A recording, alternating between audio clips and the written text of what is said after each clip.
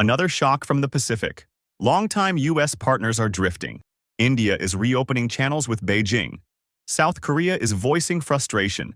Japan is weary of paying the economic price for Washington's choices. And now, Australia, America's most dependable ally, is starting to pivot.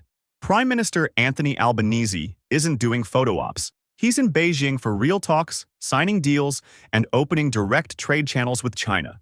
Even more striking, some Australian payments are already being settled in Chinese yuan. A recent $2 billion loan, denominated and repaid in yuan, shows how fast this door is opening. And in Canberra, serious debate has begun. Could Australia lean toward BRICS? If that happens, Washington doesn't just lose a partner. It loses a cornerstone of its Indo-Pacific strategy. The alarms in the White House are already ringing. So, how did it come to this? The answer lies in Donald Trump's tariffs. Duties on Australian steel, aluminum, and farm products have cost billions and shaken entire industries. For many Australians, the alliance now feels like a burden, not a shield. That frustration has spilled into politics. Inside Albanese's cabinet, two camps have emerged. One insists the U.S. is irreplaceable, pointing to security and intelligence ties. The other argues for strategic independence, building deeper relations with China, India, and even Russia. This debate is no longer hidden. It's being argued in Parliament, on TV, and in the press. Meanwhile, Beijing is playing the long game. Albanese spent 6 days in China, held an extended summit with Xi Jinping, and even shared a private lunch with him. These gestures were staged to show respect and trust. At the very same time, Trump canceled a planned meeting with Albanese. The contrast was impossible to miss. China remains Australia's biggest customer for iron ore, coal, and agriculture. Now, as ties warm again, Beijing is offering stability, markets, and respect. Washington, in contrast, has offered tariffs and indifference. The stakes are massive. Australia is one of the world's top producers of critical minerals like lithium and rare earths, essential for EV batteries, fighter jets, and advanced missiles.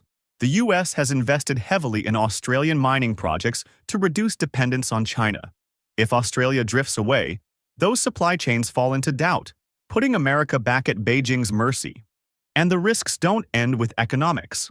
U.S. military bases, joint naval operations, and intelligence sharing all depend on Australian soil.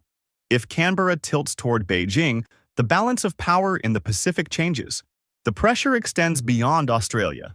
India, too, has been hit with U.S. tariffs and is now hedging, keeping options open with Beijing. Japan and South Korea remain U.S. allies, but are voicing economic concerns. Tariffs are making them question whether the alliance is worth the cost. Across Asia, the contrast is clear: predictable Chinese trade versus American tariff shocks. Beijing advances quietly, offering long-term deals and respect. Trump's tariffs, meanwhile, push even America's closest friends to look elsewhere. For now, the Quad, the US, India, Japan, and Australia still exists. But strain is visible. Partners are hedging, and China is gaining ground step by step. Albanese's approach is increasingly Australia first: diversify trade, protect autonomy, and avoid automatic alignment. The open question now is, how many allies can Washington afford to alienate before repairing these relationships? Stay tuned. The pieces on this board are shifting faster than anyone expected,